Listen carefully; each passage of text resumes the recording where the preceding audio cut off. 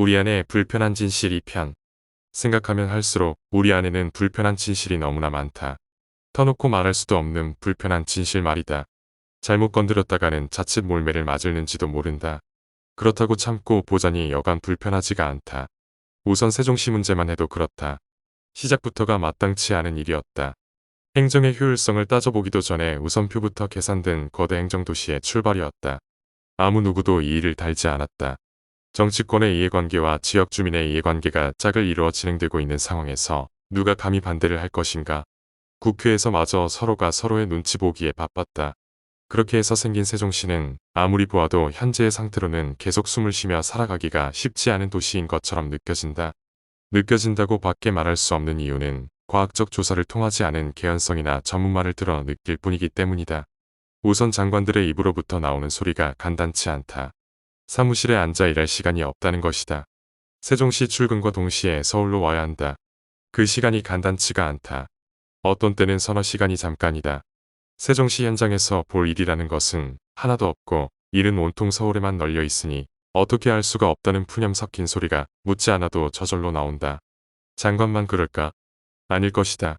차관도 그럴 것이고 실국장도 그럴 것이다. 국회가 열리는 날에는 십수명이 장관을 수행해서 따라 나서야 한다. 국회가 어디 순탄한 곳인가? 허구한 날 열어놓고 회의는 하는 둥 마는 둥이다. 언제 열릴지 모르니 대기하다 보면 하루해가 다 간다. 지루한 시간은 돈이다. 예산이 끝도 없이 낭비되고 있다는 얘기다. 이런 생각을 하다 보면 행정도시 세종시는 있어도 행정은 실종 상태에 있는 것이 아닌가 하는 생각까지 든다.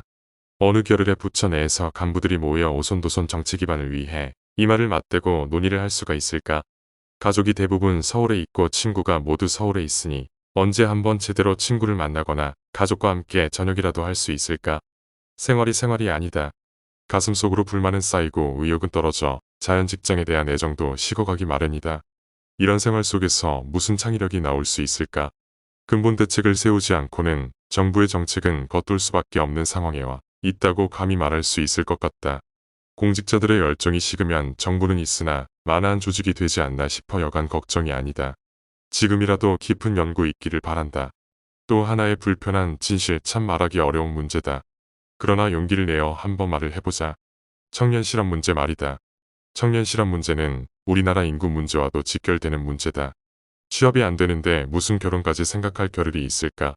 취업이 되었다 하더라도 육아에 자신이 없으니 인구는 점점 줄어들 수밖에 없다. 벌써부터 지방대학은 얼마 안가 문을 닫아야 할 판이라는 얘기가 심심치 않게 나돈다. 나라의 입장으로 보면 삼중고의 기로에 서 있는 셈이다. 청년 실업은 늘고 인구는 줄고 대학은 무너지고 어디서부터 손을 써야 좋을는지 모를 만큼 둑이 무너지고 있는 형국이다. 이런 상황에 대해 아무도 말하지 않는다. 그 처방을 알면서도 말하려 하지 않는다. 자칫 기득권자의 오만으로 낙인 찍힐까 두렵기도 하고 딱히 뾰족한 대안도 없기 때문이기도 할 것이다. 청년 실업의 근본 원인은 물론 산업구조나 경제 상황이나 경기 변동에 따라 유동적으로 나타나는 현상이기도 하다. 그러나 그보다 더 근원적인 원인은 우리나라 청년은 거의가 다 대학 졸업자라는 데에 있는지도 모를 일이다. 그런데 이 말을 하기가 쉽지 않다는 얘기다. 세계에서 대학 진학률이 제일 위라는 자부심 속에서 우리는 지금껏 살아왔다. 고등학교 졸업자의 70% 이상이 대학에 진학한다. 그러나 어찌 이것이 청년 실업의 원인이라고 말할 수 있을까? 그러나 그것이 사실이다. 많은 전문가들이 겉으로 말하지 못하는 불편한 진실이다. 산업 현장에서의 노동 인력은 부족한데 경영 일선의 공급 인력은 남아돈다. 여기에 더하여 1년에 외국에서 학위를 받았거나 공부하고 돌아오는 유학생 수도 만만치 않다. 고급 인력의 포화 상태는 국력의 낭비일 수밖에 없다. 대책이 있어야 한다는 얘기다. 불편한 진실이 왜 이것뿐일까? 벌써 수년째 광화문 내거리 한복판에 천막을 치고 농성 중에 있는 세월호 유족에게는 왜 할 말이 없을까? 아무도 말하려 하지 않고 있을 뿐이다. 김중희 초대 환경부 장관.